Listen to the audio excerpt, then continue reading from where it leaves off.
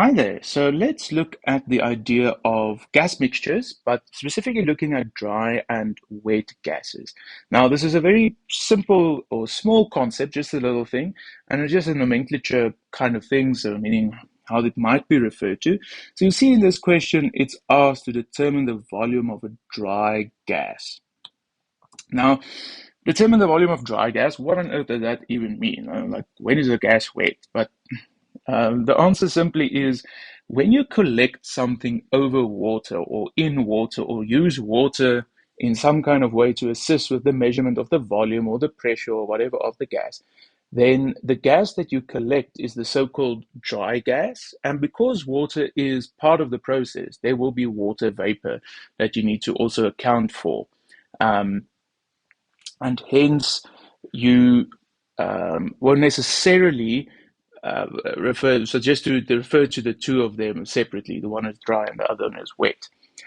So it says here in a certain experiment, 2.58 liter of hydrogen gas is collected over water. Temperature remains constant, and this occurs on a day when the atmospheric pressure is something. We then want to determine what volume of the dry gas we would have collected if it were at standard temperature and pressure.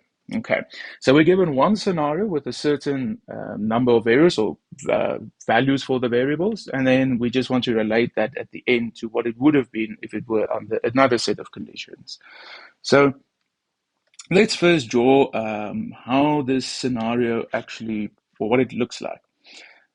So generally what you will have is you'll have maybe like a tub or a bucket, or don't really know what you'll necessarily have um, to measure this in.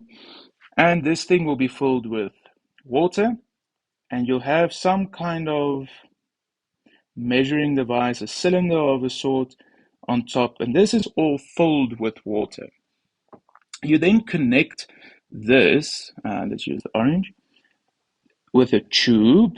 So there's going to be some kind of a tubey running in here um, that bubbles a gas into this thing.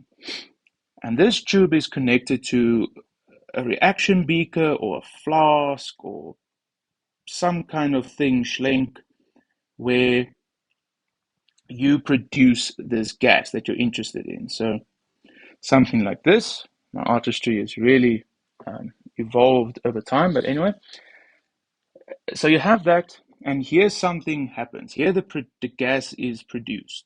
So the gas is produced, and it moves in here.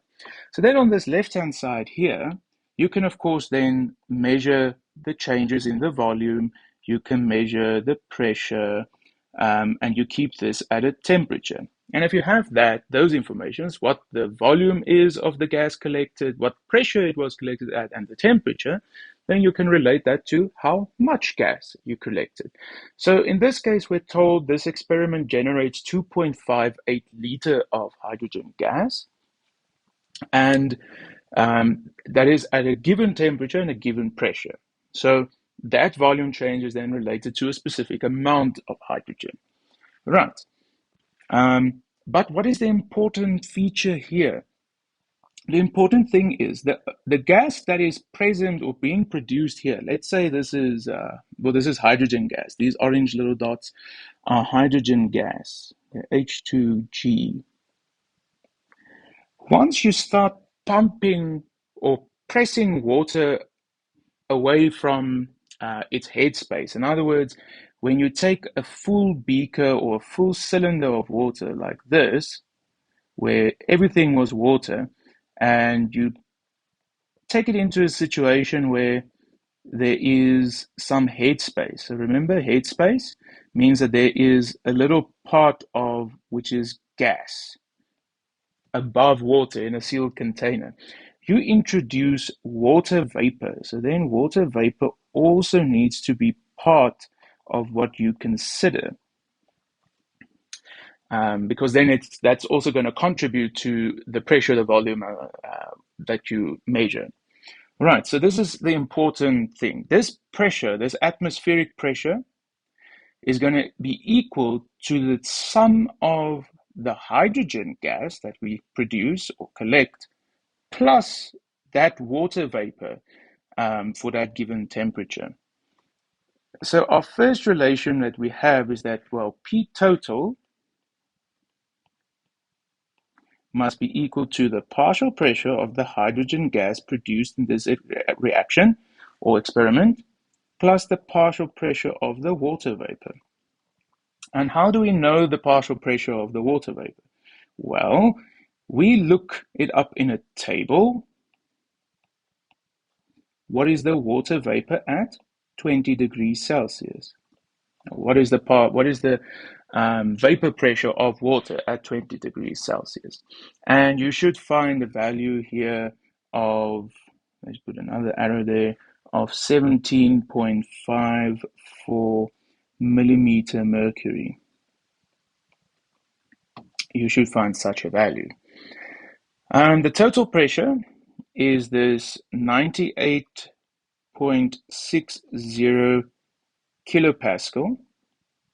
And the table gave us the value in millimeter mercury for the partial pressure of water. So let's convert this value to millimeter mercury. So we know there's 760 millimeter mercury in 1 atmosphere, and we know there's 101.325 kilopascal in 1 atmosphere. So that means we can just immediately, right? Oh, I hate it when I do that. Means we can just immediately write there's 101.325 kilopascal in 760 millimeter mercury. So this will give us a value of 739.7 millimeter mercury. Okay, so let's just quickly review what we did. We had a full cylinder of water, and some process happened where hydrogen gas was produced, and at this specific temperature and pressure, atmospheric pressure, there was a certain change in volume.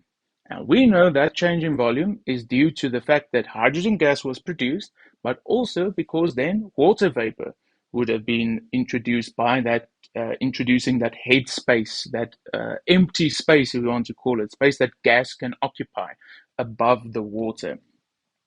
And those two things must be equal to the atmospheric pressure, the pressure applied to the system. All right, so now we know that.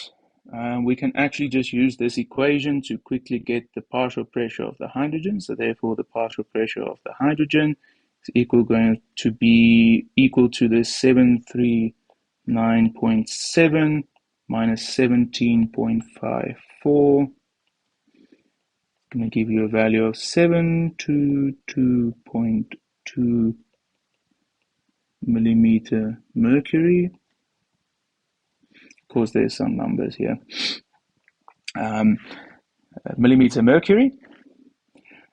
So that gives us when the temperature is equal to 20 degrees Celsius, the pressure of hydrogen is equal to this 722.2. The volume will then be equal to this given 2.58 liter. That is what we're told. When those things are true, that is the situation. The question, however, asks, what about when we are at STP? So in other words, when the temperature is equal to 0 degrees Celsius, the pressure is equal to 760 millimeter mercury, and what volume is then produced. So remember, this process happens at a specific temperature and a specific amount of mole of hydrogen is produced. That causes a specific volume to be the resultant, or volume change, or amount of gas that we perceive. So that's 2.58 liter. The question then is, if we change the pressure, so in other words, we change the so-called situation where the total pressure is 760 millimeter mercury. So maybe we should just like right here, P total. The total pressure is 760 millimeter mercury. The temperature is 0 degrees Celsius. What volume will we then measure? And well, the answer is we can relate PV is equal to nRT to do that. So we will say the pressure, the volume, and the temperature always must equal the number of mole because we're going to produce the same amount of hydrogen. So in each of these cases, it's going to be similar. T2. Because the relationship between temperature, pressure, and volume needs to be equal in some way to give the number of moles. If the number of moles changed, we could not say this relationship. But because the number of moles stays constant in either of these situations, we just want to know what volume is going to be associated with this temperature and this pressure, then we can adjust for that. Now at 0 degrees Celsius, so let's quickly go back here. So at 0 degrees Celsius, the vapor pressure is also 0. So that means then that the vapor pressure or the pressure of the hydrogen is equal to the 760 millimeter mercury. It's going to be a difficult place to do this experiment because the water might freeze, but it's a theoretical concept. So then we just solve for the volume. So we solve for V2 in this equation.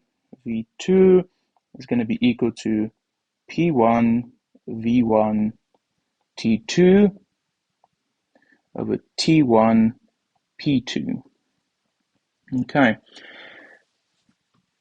Pressure 1, so we just plug in the values as we have them there. So this is 722.2 millimeter mercury. So I'm going to put ones everywhere here. This is 1, 1, and this is 2, 2, and 2. So that you can keep track of where what goes. 2.58 liter. And then 273.15 Kelvin is 0 degrees Celsius. It's T2. Divided by T1 is 293.15 Kelvin. Multiplied by 760 millimeter mercury. That is going to be the pressure of the hydrogen at STP. And this will give you a value of 2.28 liter. And that makes sense. If at 20 degrees Celsius, this process creates a volume of 2.58 liter, then at a lower temperature, the same amount of gas should occupy a smaller amount of volume. Right. So basically the idea of this example is to introduce the idea of collecting gas over water. Or underwater or in water or whatever you want to call it, and using the water to assess or help us measure the volume of the gas collected, produced, or whatever. Okay, thank you for watching. I hope this was useful and insightful.